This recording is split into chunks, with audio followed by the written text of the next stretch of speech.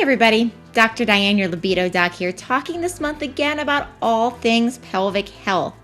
And I want to talk today a little bit about pelvic health and relationships.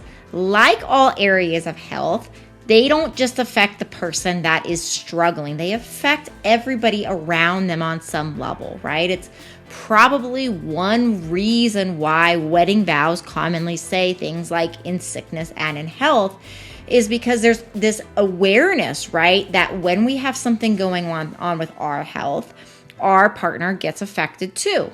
And so with pelvic health, it can be particularly impactful from a standpoint of intimacy and connection and all those things that are part of a relationship. So how do we begin to unpack this? One of the first things I would really encourage you to do if you haven't done it is go back and watch the videos over the past month where I'm talking about root causes and I'm talking about solutions, right? Because that we already unpacked that over the past month.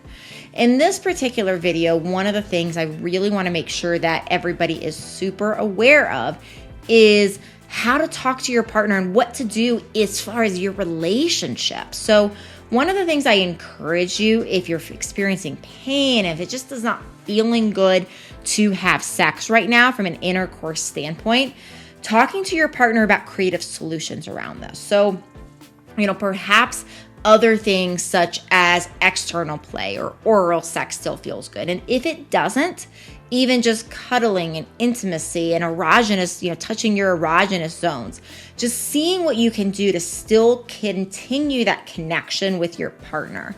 I talk throughout my work about these, amazing sex nights. Intimacy escapades is one of my favorite ways of describing these nights that we set aside to just deeply connect with our partner.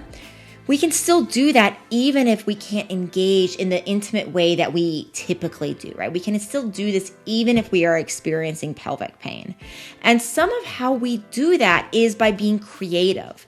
Another thing that I talk about sometimes in long-term monogamous relationships is the need to bring in novelty and newness to keep things passionate, to drive that desire, right? Well, a silver lining of working through the pelvic pain, and I definitely encourage you to listen to all my material because I talk more about root causes. Attend my pelvic floor masterclass. Definitely want you to make sure you get a hold of all of that type of information.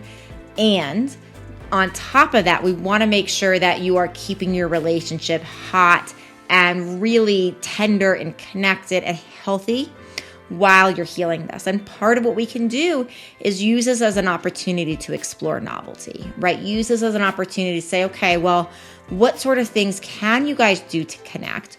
What kind of things can you do to develop that closeness and that intimacy while still at the same time working to heal this using various things that hopefully you've been listening to and you've gotten out of my material. So we want to make sure that we're keeping our partner informed of all of this. Sometimes it can even help to bring partners to medical appointments if that feels safe to you, just to hear what's going on from a doctor's mouth sometimes can help certain partners understand more. And then the more I find that people can talk to their partner around like, hey, I'm experiencing this, I'm working on this, I want to show up for us, I want to show up for you. Can we be creative here? There can be a lot of work sometimes with moving things forward and still having a very healthy sexual, sensual relationship while actually also, of course, getting to the root cause. So drop me a line if this is helpful. Please do leave comments about what is useful and helpful so I can continue to make better and better content for you. Hope you'll subscribe to the channel and share this with your friends who need this information. I'll talk to you soon.